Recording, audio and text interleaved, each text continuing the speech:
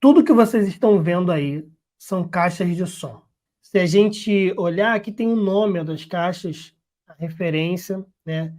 Então, se você olhar daqui, ó, 1, 2, 3, 4, 5, 6, 7, 8. Isso aqui é um 360 no meio da sala, porque muitas vezes os atores estavam aqui no meio e o som tinha que sair daqui. Imagina o cara estar aqui no meio e o som vir de um PA aqui, não faz sentido. Então, quando eles estão no meio da sala, a voz deles sai dessas 8 caixas aqui no meio, tá? E aí tem um delay para essas caixas, que é essa caixa aqui 29, ó, um delay, ó. Esse delay aqui é para essas caixas aqui. Aí aqui, ó, onde tem essas arquibancadas, são pessoas sentadas. Então, o público está andando por todo esse espaço aqui e tem um público sentado aqui para assistir, ó, sentado. A peça acontece no meio do salão. Então, a gente tinha um 360 para alimentar quem estava aqui no chão e a gente tinha um PA para essa galera aqui, ó, umas caixas de sons apontadas só para essa galera. Então, uma caixa aqui, duas caixas aqui, caixa aqui, caixa aqui. E aqui embaixo fica uma banda. E aqui onde fica a banda, a gente tem um PAzão mesmo, sabe? Uma coluna de line array aqui, tocando para toda a área. Aí aqui, nesses números aqui, ó, 19, 20, 21, 22, 23, 29, 15 são surrounds, só para efeitos de som, tá? Aqui tem a predição para vocês olharem, ó, como ficou a disposição das caixas, tá? O projeto tem bastante coisa, né? Então aqui tem as sonoplastias, de onde elas saíram, era tudo viadante. Aqui como é que seria ligado, para a galera já saber, ó, cada caixa, onde é que é ligada cada caixa. Então aqui já vem o input, né? Então aqui eram os inputs, aqui os outputs, ó.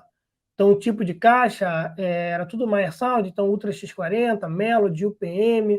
Então o modelo de caixa, onde ela era ligada, o nome da via, né? Onde ela deveria ser ligada aqui.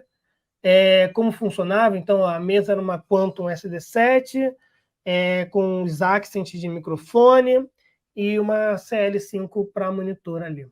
Tá? Aqui para cima a gente tem mesma coisa a nomenclatura dos outputs, eram 10 auxiliares, 14 grupos, só que muitos grupos eram 5.1, e as caixas saíam via Matrix. Tá? Aí aqui é a lista de equipamentos que a gente pediu também aí para esse projeto, foi bastante equipamento. Vocês sabem que aqui eu mostro mesmo. Então o nome da peça é Iron, Homem da Máscara de Ferro, tá aqui. Tá em cartaz em São Paulo, quem foi de São Paulo vale a pena ir lá conferir, é muito louco. Eu não sei se eu vou conseguir ir para São Paulo mostrar, mas vou tentar mostrar. A gente lá usa uma Quantum SD7 com software teatro. A gente falar um pouco sobre a diferença do Line Array para Point Source, né? E depois a gente vai falar sobre os subwoofers.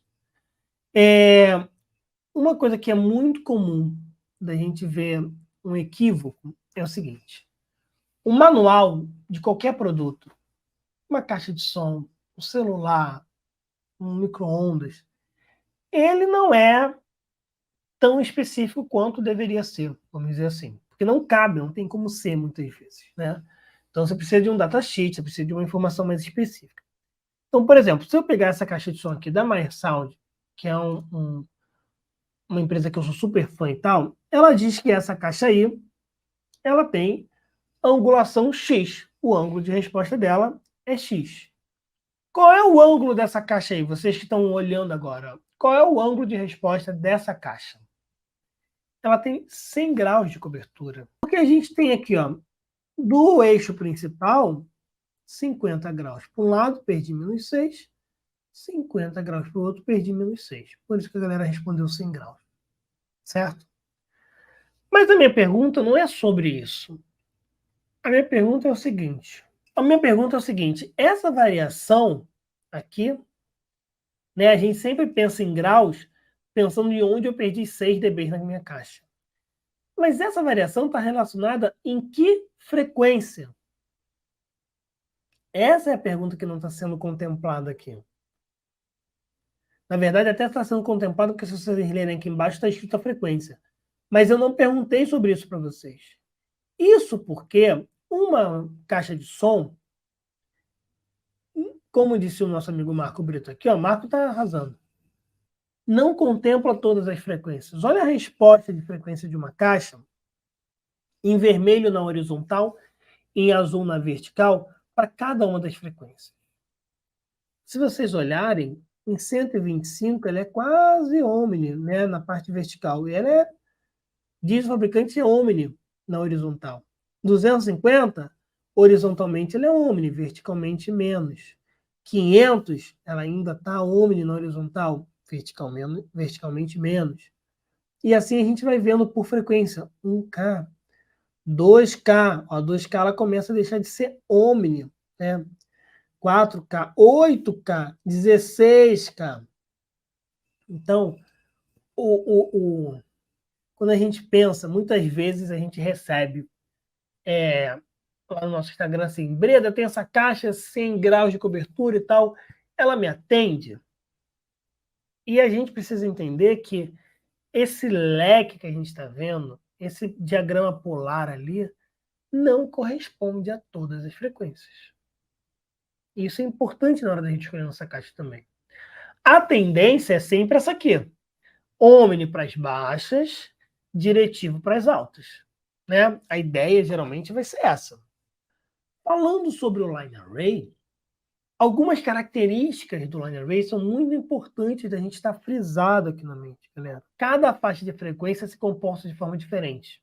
Então, o médio grave e grave, ele é omnidirecional teoricamente, as médias, ela é um lóbulo, as altas você tem diretividade, você precisa juntar caixas para ir mais longe, né? E aí que vem um pensamento que eu acho que é muito importante a gente ter. Vamos pensar o seguinte, tá? Eu tenho uma pessoa, eu tenho um ambiente para eu sonorizar. Esse ambiente, o primeiro ouvinte dele está a 4 metros de distância do meu line array. Então, o primeiro ouvinte está a 4 metros de distância do meu line array. Tá? O meu último ouvinte está a 16 metros de distância do meu line array. Então, o primeiro está a 4, o último está a 16 metros. Qual é a razão do primeiro para o último ouvinte? Quando a gente fala razão, é por quanto eu preciso multiplicar esse cara aqui para chegar nesse cara aqui? Então, por quanto eu preciso multiplicar esse cara para chegar nesse? Qual é a razão do primeiro para o último ouvinte? É um fator multiplicativo de 4 vezes. Concordam? Então, não é exatamente assim que funciona, mas só para despertar um pensamento em vocês. Nesse caso, o mínimo que eu precisaria ter de caixas para sonorizar esse espaço seriam 5 caixas. Por que 5 caixas? Vamos pensar. Se eu tenho um line array com 5 caixas, eu posso ter uma caixa para o meu primeiro ouvinte. E as outras 4 caixas, elas vão somar 4 vezes e disparar para o meu último ouvinte. Entenderam a ideia do line array, mais ou menos? Uma caixa está tocando aqui, 100 dBs. Certo? Essas 4 caixas aqui, a gente já vai falar um pouco sobre isso, mas toda vez que eu tenho um fator multiplicativo, uma razão de 4 dBs, eu perco 12 dBs. Né? De 4 vezes, eu perco 12 dBs. Então, do meu primeiro ouvinte para o meu último, eu tenho uma perda de 12 dBs. Eu tenho uma perda de 4 vezes.